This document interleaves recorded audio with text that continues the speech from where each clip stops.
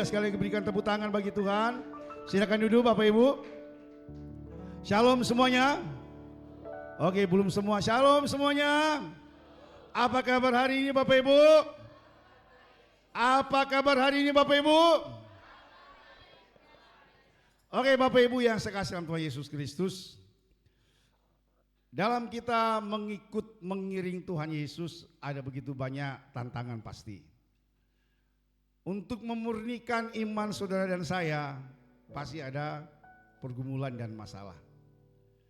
Dan itu adalah nutrisi membuat iman kita kuat. Membuat kita tangguh dalam menghadapi setiap tantangan-tantangan, setiap tekanan-tekanan di dalam kehidupan kita. Kalau kita belajar dari bangsa Israel dalam perjalanan mereka, sejarah mereka membuktikan dan sampai sekarang ini mereka ini adalah bangsa yang kuat, bangsa yang tangguh. Diupayakan orang untuk menghilangkan akan bangsa ini, tetap tidak bisa. Dihilangkan dari peta dunia pun tetap tidak bisa. Saya tidak berbicara soal politik, tapi inilah sejarah, sejarah Alkitab. Mereka dibuang, mereka diasingkan.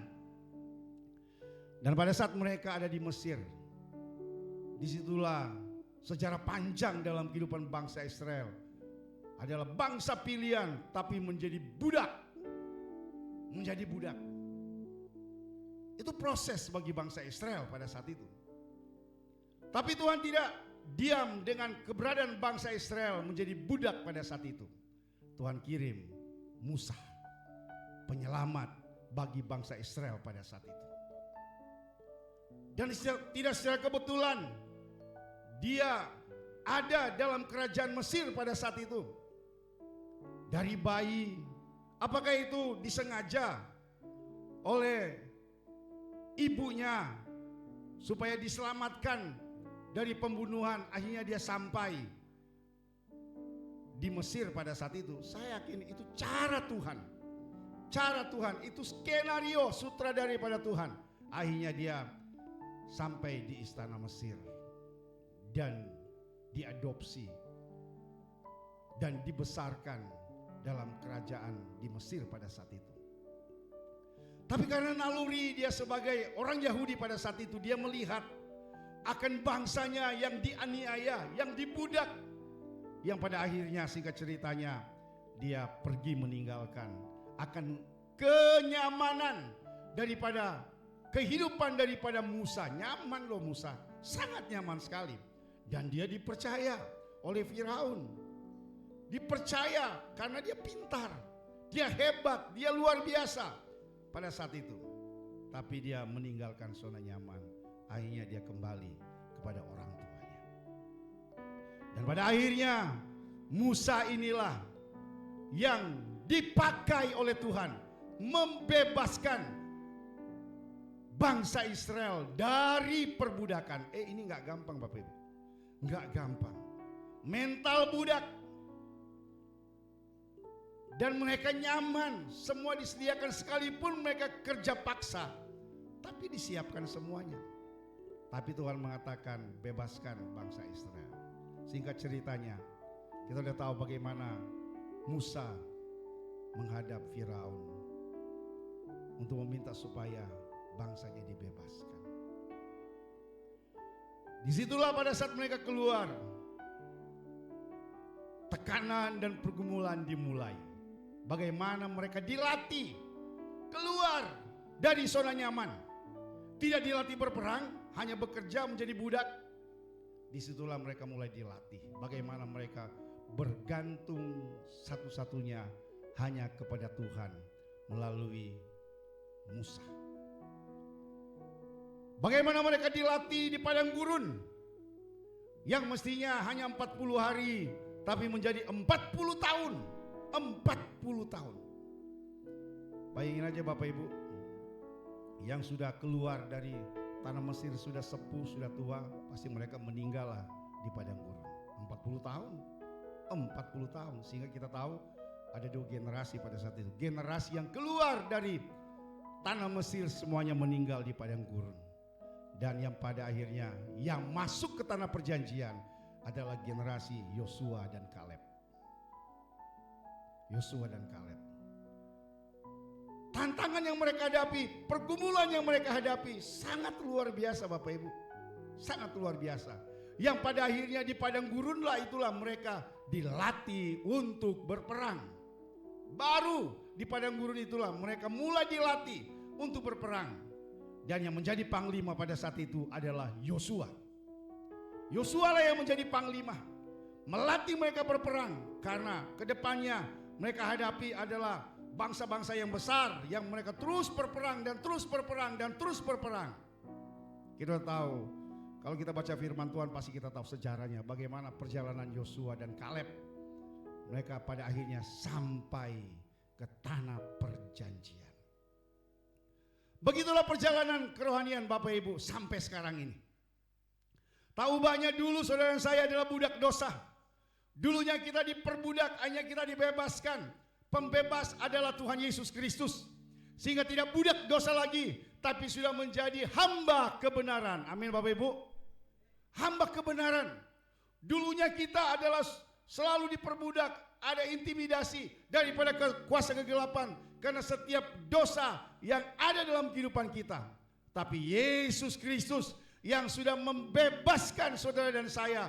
Sehingga kita menjadi hamba kebenaran. Berikan kemuliaan bagi Tuhan Yesus. Untuk merubah mindset daripada bangsa Israel itu enggak mudah. Untuk merubah juga pola pikir saudara dan saya itu enggak mudah. Ada proses. Ada proses. Yang pada akhirnya janji-janji firman Tuhan tergenapi dalam kehidupan kita. Kita ini adalah biji mata Tuhan, kesayangannya dipelihara.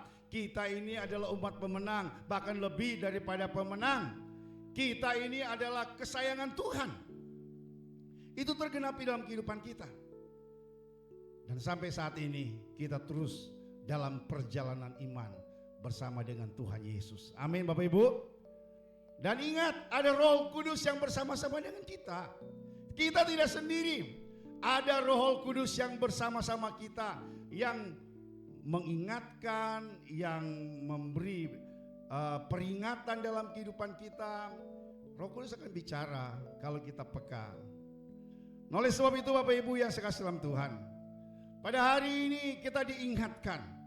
Ada peringatan-peringatan yang Tuhan ingatkan kepada saudara saya. Ada peringatan yang harus kita jangan sampai melanggar. Akan setiap perjalanan kehidupan kita ini jangan sampai melanggar. Mari kita baca 1 Korintus 10 ayat 1 sampai 12. 1 Korintus 10 ayat 1 sampai 12. Kita baca bersama-sama ayat ini dengan suara yang nyaring. 1 Korintus 10 ayat 1 sampai 12. Mari kita baca bersama-sama. 2, 3. Aku mau supaya kamu mengetahui saudara-saudara, bahwa nenek moyang kita semua berada di bawah perlindungan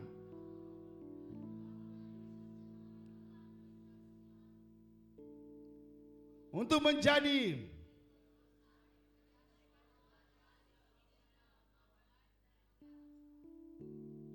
mereka semua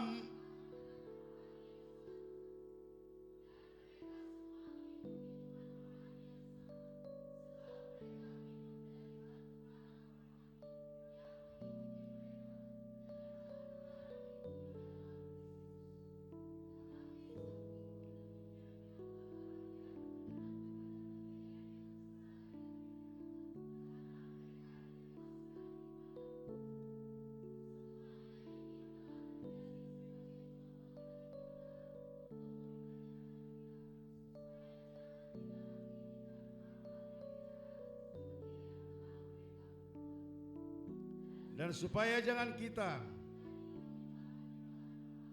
sama seperti beberapa orang dari mereka untuk mengakan dan minum, kemudian bangkitlah mereka dan bersenang-senang.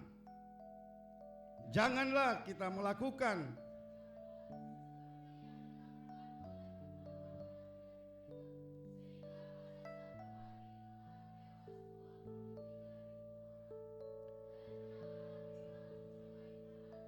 seperti yang dilakukan oleh beberapa orang dari mereka.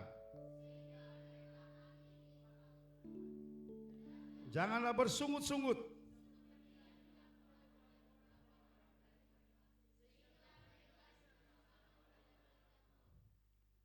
Semuanya ini telah menimpa mereka.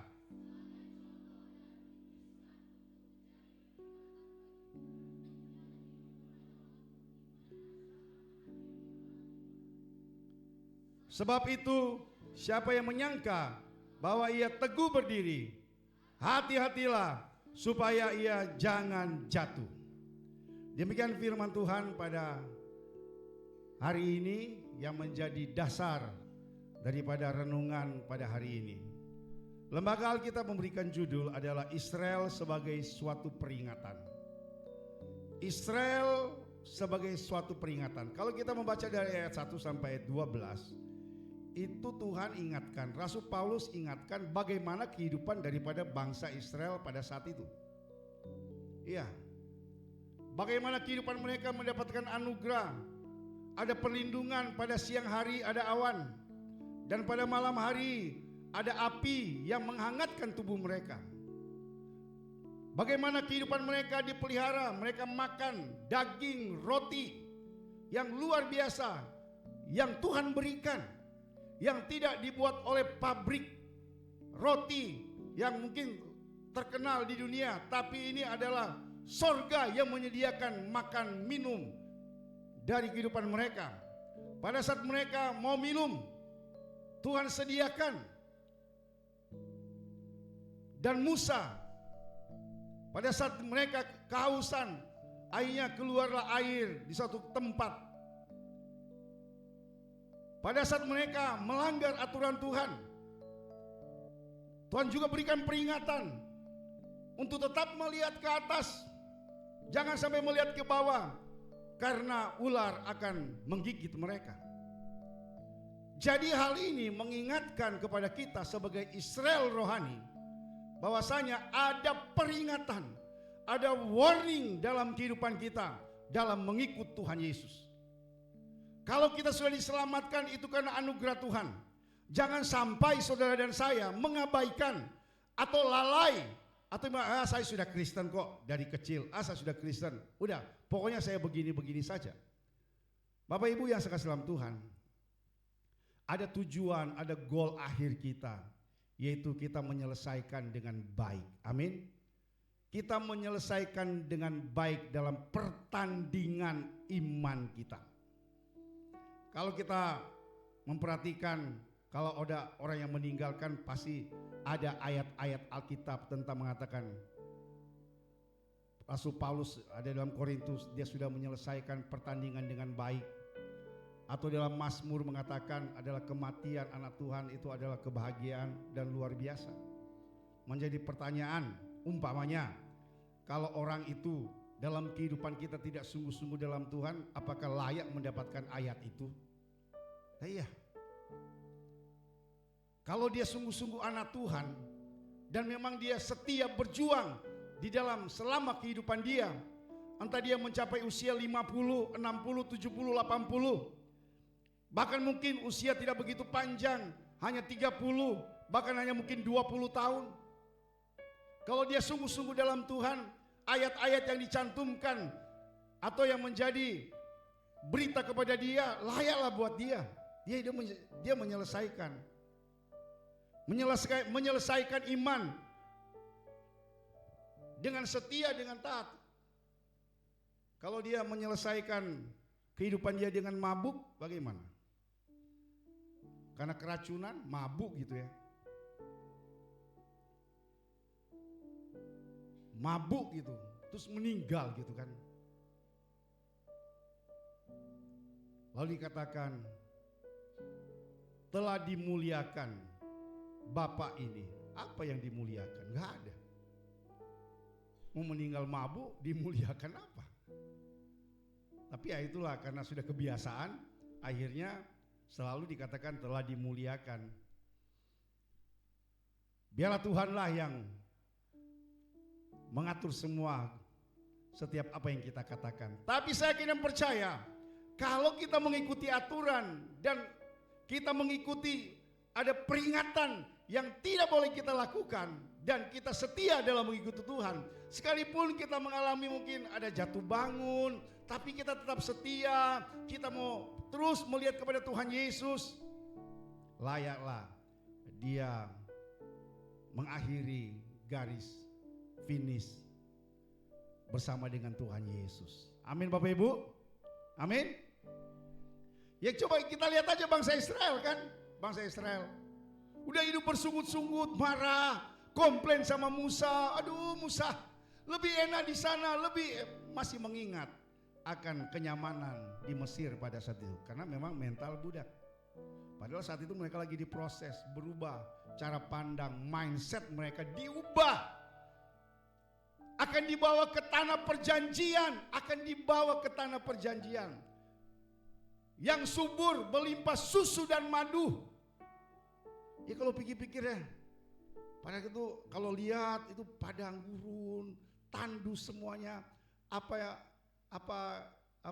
yang dijanjikan pada berlimpah susu dan madu, subur dan semuanya. Kalau lihat sebetulnya gak ada sebetulnya. Tapi memang terbukti sekarang beda, sangat berbeda. Kalau kita lihat di YouTube kan pasti sangat berbeda. Dari Mesir, dari Yordania masuk ke Israel beda, sangat beda sekali. Beda sekali. Memang berlimpah susu dan madu. Berlimpah susu dan madu dengan teknologi yang canggih. Yang Bapak Ibu pegang, yang ini dari mana? Itu dari sana. Teknologi dari sana. Iya. Itu yang namanya berlimpah susu dan madu. Susu dan madu bukan berbicara ya seperti susu kambing domba, bukan. Tapi bagaimana kemakmuran, bagaimana kepintaran, potensi yang besar yang dimiliki oleh bangsa perjanjian ini. Begitu juga saudara dan saya. Amin. Saudara dan saya ini kan adalah Israel rohani. Amin. Amin Bapak Ibu. Jadi sehingga saudara memang diberkati, saudara dipelihara oleh Tuhan. Oleh sebab itu saya sangat terberkati dengan lagu tadi. Sangat terberkati. Iya. Bapak Ibu yang sekasih dalam Tuhan, kehidupan orang percaya bukanlah perjalanan yang selalu mudah. Betul nggak? Betul nggak? Sekali lagi, kehidupan perjalanan kerohanian saudara saya bukanlah perjalanan yang selalu mudah, tenang, dan tanpa gangguan. Ada saja. Ada aja. Tapi Alkitab mengatakan, menggambarkan bahwa hidup orang percaya penuh dengan tantangan dan bahaya rohani. Nah itu dia. Alkitab sudah jelas mengatakan. Ada tantangan, penuh dengan tantangan, bahaya. Sehingga apakah iman kita, kerohanian kita tetap bertahan? Tapi saya kini percaya, kalau kita selalu membaca firman Tuhan, berdoa, sekalipun ada badai, ada rintangan, tetap teguh bersama dengan Tuhan. Amin Bapak Ibu. Amin. Seperti lagu yang mengatakan, lingkupiku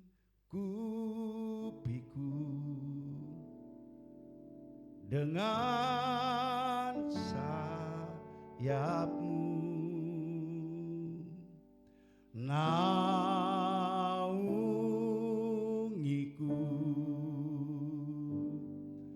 dengan kuat.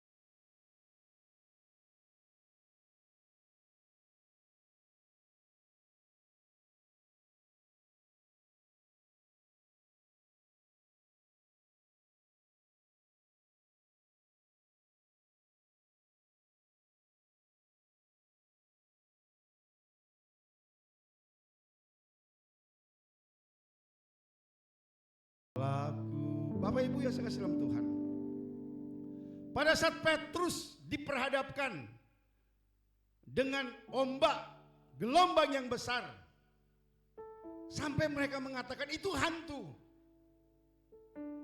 Itu hantu. Yesus mengatakan, kemarilah. Petrus, kemarilah. Antara percaya dan ragu, Petrus keluar dari perahu.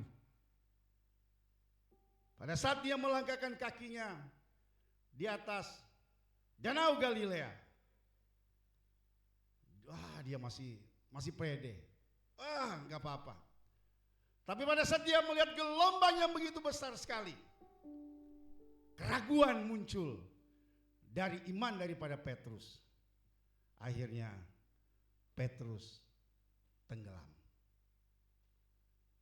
Yesus datang dan mengangkat, pegang tangan daripada Petrus. Dan Tuhan katakan, hai kamu angkatan yang kurang percaya. Dalam perjalanan kehidupan kita, ada badai, ada persoalan, ada tantangan.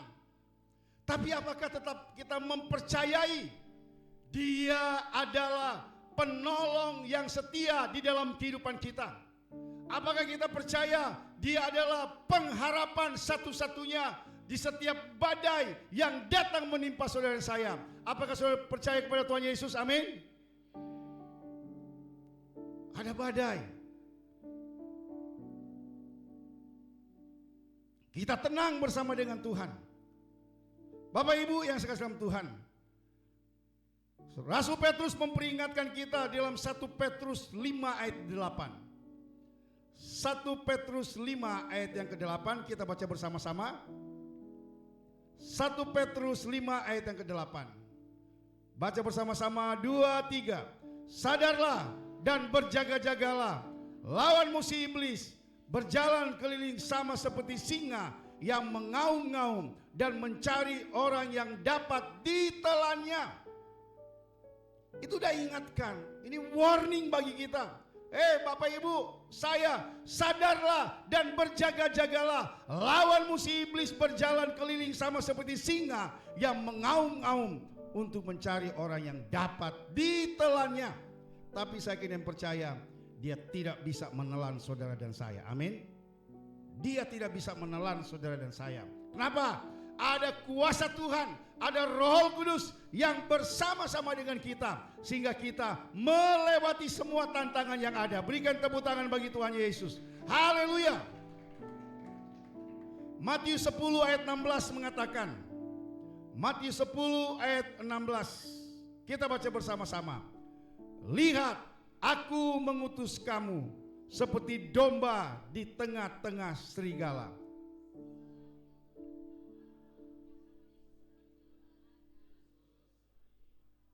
Amin Bapak Ibu. Jelas Alkitab mengatakan, Yesus mengatakan, lihat aku mengutus saudara dan saya, kamu seperti domba ke tengah-tengah serigala. Apakah ada serigala yang jinak? Mungkin ya ada lah Pak Pendeta. Saya lihat di TV, iya. Yang memang sudah dipelihara dari kecil. Tapi nalurinya sebagai serigala itu tetap diwaspadai. Iya, tetap diwaspadai. Ya namanya juga serigala, ya serigala. Nggak ada serigala berbulu domba. Nggak ada. Ya serigala, ya serigala.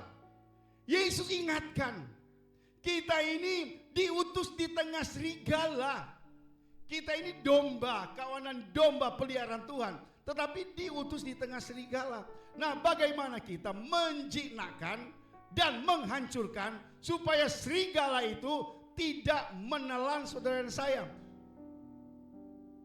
Pergumulan masalah saudara saya tidak menghambat iman saudara saya, tapi domba tetap domba. Amin. Kita dijaga, dilindungi oleh Tuhan. Bapak Ibu puji Tuhan, kita bersyukur karena kita memiliki juru selamat. Dia adalah gembala yang baik. Dia itu Tuhan Yesus yang menjaga kita 24 jam. Dia bersama-sama dengan kita. Ada malaikat yang bersama-sama dengan kita. Amin Bapak Ibu. Kita membuka Mazmur 23 ayat 4. Mazmur 23 ayat 4. Mari kita baca bersama-sama. Sekalipun aku berjalan dalam lembah kekelaman, aku tidak takut bahaya, sebab Engkau besertaku. Gadamu dan tongkatmu. Amin Bapak Ibu. Amin. Sekalipun aku berjalan dalam lembah kekelaman, aku tidak takut bahaya, sebab Engkau besertaku. Sebab Dia Allah Immanuel yang beserta dengan saudara dan saya. Sekali lagi berikan tepuk tangan bagi Tuhan Yesus Kristus. Jadi Bapak Ibu, inilah keindahan kehidupan orang percaya. Di satu sisi kita menghadapi bahaya, namun di sisi yang lain saudara dan saya memiliki perlindungan dan janji pemeliharaan dari Allah yang setia. Dia memelihara. Amin. Dia memelihara. Oleh sebab itu Bapak Ibu, ada 3 hal yang kita akan pelajari dari pembacaan yang kita sudah baca tadi. Bagaimana kita harus ada peringatan, warning kehidupan kita sebagai anak-anak Tuhan yang harus kita waspadai. Yang pertama, ketika kita mendengar tapi tidak melakukan firman Tuhan. Nah, ini persoalannya. Wah, di sini umpama di gereja amin, amin, amin, haleluya, puji Tuhan. Pas udah ada masalah pergumulan, bukan lagi amin, haleluya, halelupa, hula-hula dan lain sebagainya. Enggak mengimani. Mendengar tapi tidak melakukan firman Tuhan. Ya kita harus belajar, kita semua harus belajar. Kita dengar, kita renungkan, mulai kita terapkan dalam kehidupan kita. Puji Tuhan, amin, haleluya. Jangan sampai firman Tuhan sudah disampaikan di sini, baru sampai di rumah. Oh, amin. Terlambat. Iya. Atau waktu sudah ada masalah, benar juga ya, dibilang Pak Pendeta, Ibu Gembala dan Dr. Gabriel, Pak Yunus ya. Amin, haleluya. Ya ampun, baru ada masalah diaminkan. Ya kita kan di sini sama-sama beriman kan. Sekalipun ada masalah pergumulan, kita katakan yes, amin, aku percaya perlindungan Tuhan ada dalam kehidupan saya. Amin. Berikan tepuk tangan bagi Tuhan Yesus. Kita baca Lukas 6 ayat 46 ayat 49. Lukas 6 ayat 46 sampai 49. Ya, kita baca bersama-sama ayat ini. Oke, sudah ada Dewi? Oke, Lukas 6 ayat 46 sampai 49. 2, 3.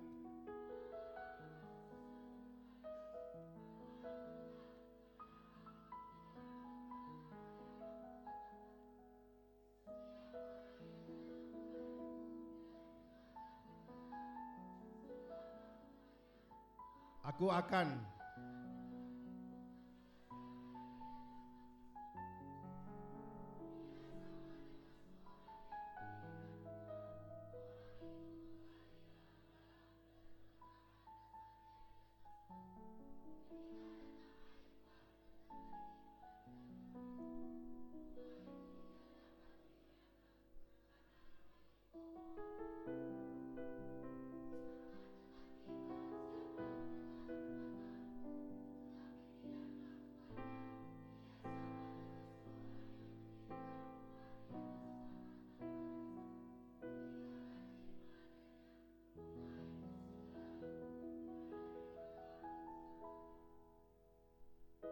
Jadi Bapak Ibu, Yesus mengingatkan bahwa orang yang hanya mendengar tapi tidak melakukan firman-Nya adalah seperti orang yang membangun rumah tanpa dasar.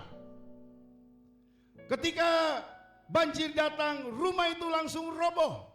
Ya iyalah, kita sudah tahu yang dibangun yang satu di atas pasir dan yang satu di batu. Ya pastilah kita sudah maksudnya udah tahu. Jangankan ya langsung ngerti, ya iyalah Pak Pendeta, pasti yang di pasir itulah pasti akan roboh. Kalau di atas batu pasti dia akan kuat. Begitu juga dengan iman kita. Bagaimana iman kita? Harus dibangun di atas dasar firman Tuhan yang kuat. Amin. Di atas batu karang yang kuat, firman Tuhan yang mendasari kehidupan kita. Dan saya kira percaya kita pasti akan memilih firman Tuhan itu adalah sumber kekuatan kita. Amin Bapak Ibu. Bukankah ada lagu mengatakan firman-Mu pelita bagi kakiku, terang bagi jalanku. Firman-Mu pelita bagi kakiku, terang bagi jalanku. Waktu ku bimbang dan hilang, tetap di sisiku. Tak akan ku takut, besertaku selamanya. Firman-Mu pelita bagi kakiku, terang.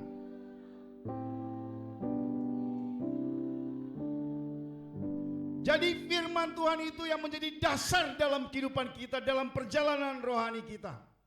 Sekalipun kita melewati badai, melewati tantangan yang begitu besar sekali, tapi kalau yang pertama kita mau mendengar dan melakukan firman Tuhan, pasti kita tidak akan jatuh. Amin Bapak Ibu. Karena firman Tuhan mengatakan kita tidak akan jatuh. Tangan Tuhan yang menopang kehidupan saudara dan saya. Dan ketika banjir datang, rumah itu langsung roboh semua karena nggak ada dasar. Yang satu membangun di atas batu dan kuat sekali. Dan pada saat cuaca itu berbicara persoalan pergumulan. Gambaran bagaimana cuaca itu datang begitu hebat sekali. Beberapa minggu yang lalu kan ada beberapa peristiwa di kota Jakarta, pohon-pohon pada tumbang semuanya. Karena cuacanya, anginnya kencang sekali. Dan ada yang meninggal, mobil-mobil kena pohon-pohon tumbang karena angin yang begitu kencang sekali. Bapak Ibu, sekalipun badai, persoalan begitu luar biasa datang dalam kehidupan kita, karena kehidupan kita dibangun di atas batu dasar firman Tuhan yang kuat, kita tetap teguh berdiri. Amin. Kita tetap teguh berdiri. Demikian kehidupan kita ketika ujian, pencobaan datang, hanya orang yang hidup dalam ketaatan kepada firman Tuhan yang akan bertahan. Kita hidup dari firman Tuhan. Yakobus 1 ayat 22. Yakobus 1 ayat 22. Kita baca bersama-sama 2, 3. Tetapi hendaklah kamu menjadi pelaku firman dan bukan hanya pendengar saja. Sebab jika tidak, kamu menipu diri sendiri. Sekali lagi 2, 3. Tetapi hendaklah kamu menjadi pelaku firman dan bukan hanya pendengar saja. Sebab jika tidak, kamu menipu diri sendiri. Jadi biarlah kita menjadi pendengar yang baik dan melakukan. Amin Bapak Ibu. Iya. Jangan mendengar, oh amin, kayaknya bagus nih firman Tuhan ini. Wah, apalagi ada lucu-lucunya. Wah, ketawa-ketawa. Yang diingat sampai di rumah cuma lucunya doang. Firmannya enggak didengar. Iya. Kita mendengar firman Tuhan, kita cerna baik-baik. Wah, kayaknya saya nih. Aduh nih kayaknya saya. Terima kasih Tuhan. Terima kasih. Pelajaran peringatan yang kedua adalah ketika kita mengaku mengenal Tuhan tapi hidup dalam kedagingan. Sekali lagi, ketika kita mengaku mengenal Tuhan tapi hidup dalam kedagingan. Allah memanggil saudara saya untuk hidup menurut roh, bukan menurut keinginan daging. Sekali lagi, Tuhan memanggil saudara saya untuk hidup menurut roh, bukan menurut daging. Galatia 5 ayat 16 sampai 17. Galatia 5 ayat 16 sampai 17. Mari kita baca bersama-sama. 2, 3. Hiduplah, kamu tidak akan menurut keinginan daging.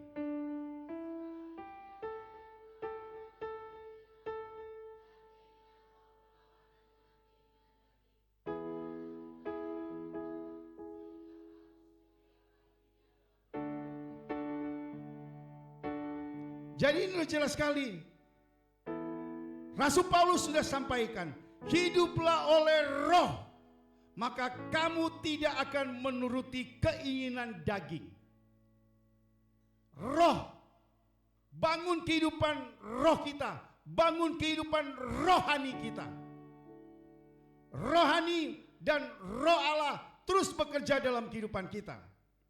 Dan saya kira percaya, kalau kita membangun kehidupan rohani kita yang benar, maka pasti kita akan melewati setiap tantangan yang ada. Bapak Ibu yang saya kasih dalam Tuhan, ketika kita membiarkan keinginan daging terus aktif dalam hidup kita, kita tidak akan pernah menikmati persekutuan yang penuh dengan Allah. Kenapa? Kita izinkan setiap keinginan-keinginan daging, keinginan-keinginan yang membutakan iman kita, kita tidak akan menikmati persekutuan dengan Tuhan. Sekalipun yang memimpin pujian sini udah dahsyat luar biasa, umpamanya Michelle gitu kan. Tapi kalau kehidupan kita penuh dengan keinginan daging, kita tidak menikmati pujian penyembahan itu. Tapi kalau kita dipenuhi dengan kehidupan roh, ada 9 buah roh itu kan. Kasih, sukacita, damai sejahtera, apalagi kesabaran, kemurahan, kebaikan, kesetiaan, kelemah lembutan, penguasaan diri. Ya, 9 buah roh itu harus ada di dalam kehidupan kita. Harus ada. Bapak mengatakan, boleh gak cuma 2? Gak boleh. Masa mau ikut Tuhan milih-milih doang? Aku cuma mau sukacita, penguasaan diri gak mau. Iya, aku cuma mau kesetiaan, kesabaran gak mau, aku gak sabar. Harus ada 9 buah roh ini, harus ada dalam kehidupan saya. Amin. Harus ada dalam kehidupan kita semua. Amin Bapak Ibu. Amin. Haleluya. Kita buka Roma 8 ayat 8. Roma 8 ayat yang ke-8. Kita buka ayat ini. Baca bersama-sama 2, 3. Mereka yang hidup dalam daging tidak mungkin berkenan kepada Allah. Jelas kan? Mereka yang hidup dalam daging tidak mungkin berkenan kepada Allah. Ya jelas lah. Wong kehidupannya penuh dengan kedagingan. Makan daging sapi ya boleh. Tapi ya lihat juga kondisi kesehatan. Makan daging daging ayam ya boleh. Makan daging tikus boleh. Itu hanya khusus untuk di Manado saja. Pasti kalau yang lain geli gitu kan. Sudah jangan pikir tikus yang dimakan di sana itu tikus-tikus yang ada di yang di lorong-lorong yang ada kita lihat, enggak. Itu tikus yang di kebun-kebun. Dan itu ada syaratnya. Ekornya itu harus putih. Terus kalau umpama di pasar kita nggak tahu, terus mereka chat, mereka piloks, ekornya gimana Pak?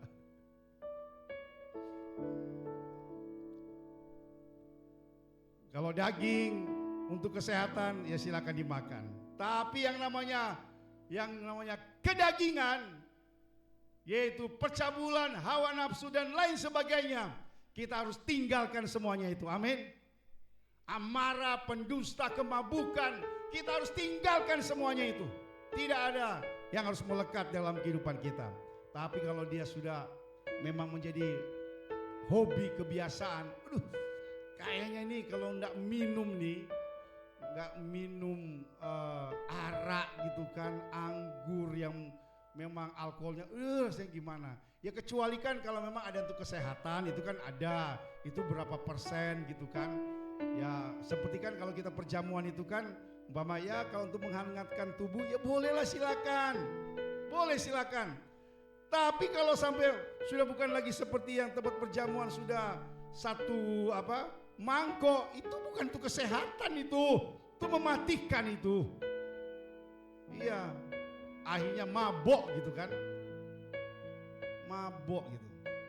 Tapi di sini nggak ada. Tapi kalau ada bertobat. Tapi kayaknya memang di sini nggak ada. Saya percaya di sini tidak ada.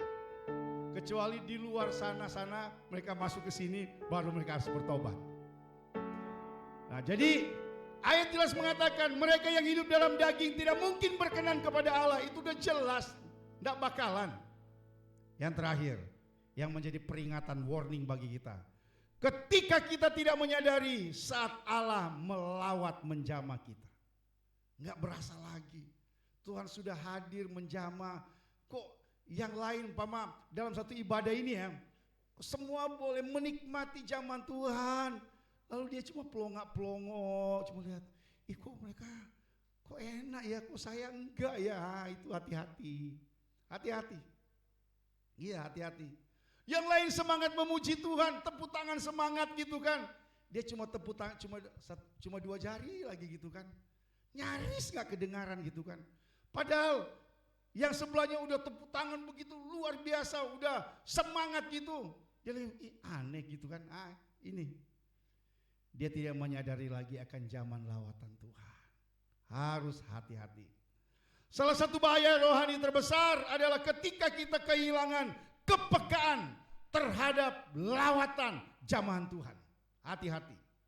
Biarlah kita ada kepekaan bagaimana Allah sedang bekerja melawat. Kita harus bersama-sama di dalam pujian penyembahan yang dinamakan adalah pengurapan bersama. Pengurapan bersama-sama, orang merasakan, anak-anak, orang remaja, pemuda, orang dewasa, semua merasakan zaman Tuhan.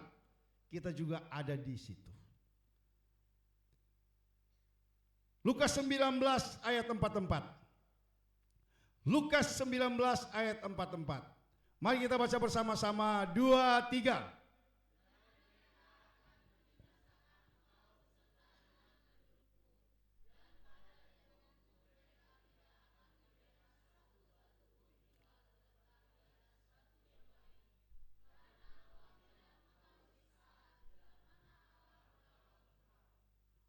Di B mengatakan, engkau tidak mengetahui saat di mana Allah melawat engkau. Kita nggak tahu sama sekali. Orang sudah tenggelam dalam hadirat Tuhan, ya dia diam aja, ya dia biasa-biasa saja. Hati-hati.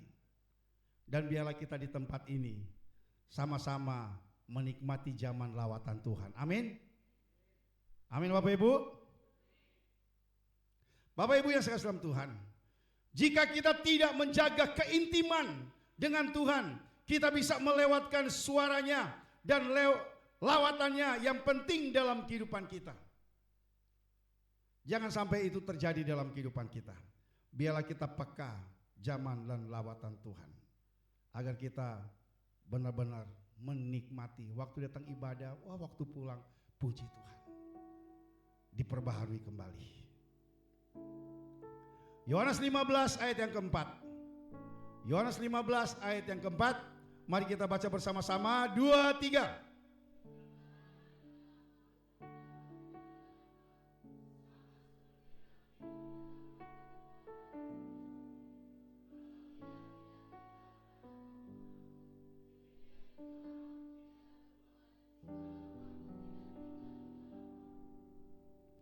Jadi Yesus ingatkan bahwasanya tinggallah di dalam aku dan aku di dalam kamu.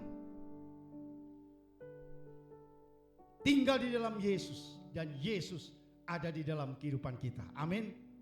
Bukan hanya waktu ibadah, bukan hanya waktu saat-saat tertentu, tapi 24 jam Dia ada bersama-sama dengan kita. Di tempat ini, di rumah, dia saat bergaul, sekolah, kuliah, bekerja, atau usaha, Dia tinggal di dalam kehidupan kita selama 24 jam dimanapun kita berada. Yesus hadir di dalam kehidupan kita. Berikan kemuliaan bagi nama Tuhan Yesus. Haleluya. Hanya dengan hubungan pribadi yang erat dengan Tuhan, saudara dan saya dapat merasakan hadiratnya dan menerima lawatan ilahi. Hanya dengan hubungan yang intim secara pribadi dengan Bapa di sorga, kita dapat merasakan hadiratnya dan menerima lawatan ilahi yang terjadi. Apakah saudara merasakan akan zaman Tuhan dalam kehidupan saudara saya? Amin. Amin. Saudara merasakan amin? Saudaraku yang saya kasihi, Jemaat GKN Taman Firdaus, Tuhan Yesus Kristus mengasihi kita semua. Dunia ini penuh dengan bahaya dan dapat menjerumuskan iman kita. Oleh sebab itu ada peringatan, warning bagi kita.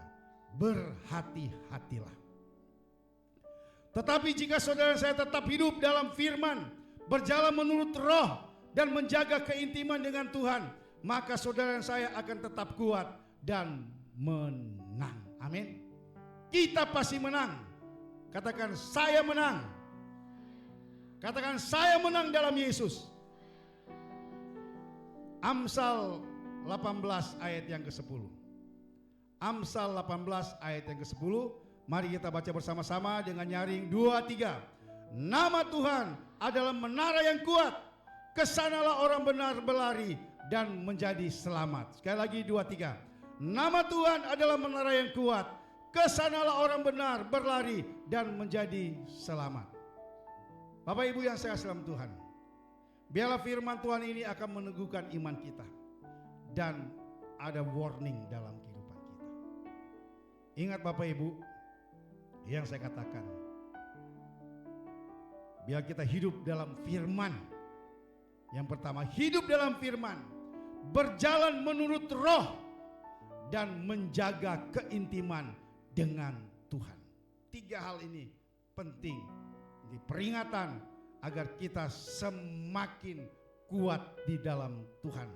Hidup dalam ketaatan, kita harus waspada. Hidup dalam ketaatan dan senantiasa membangun hubungan yang erat dengan Tuhan setiap hari. Amin Bapak Ibu. Berikan kemuliaan bagi nama Tuhan Yesus. Sekali lagi berikan tepuk tangan yang meriah bagi Tuhan Yesus. Haleluya, haleluya, haleluya. Ku ingin selalu bersekutu denganmu, menikmati hadiratmu, biarkan rohmu tinggal dalam hidupku. Sungguh indah bersamamu, ku ingin selalu bersekutu denganmu, menikmati, biarkan rohmu tinggal dalam, sungguh indah bersamamu selamanya. Dari awal nyanyi bersama-sama.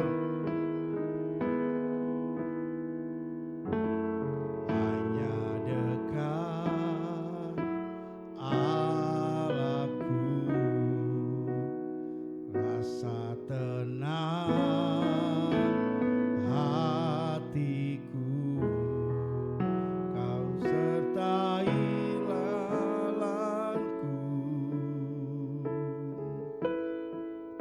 sepanjang hidupku.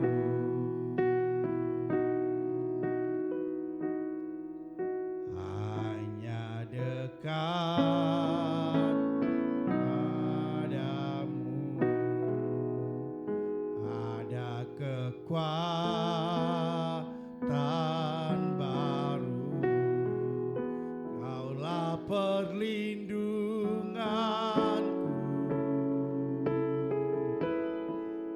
keselamatanku, ku ingin selalu.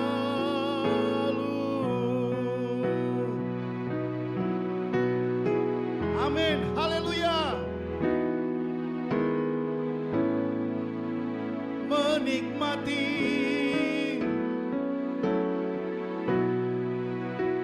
biarkan rohmu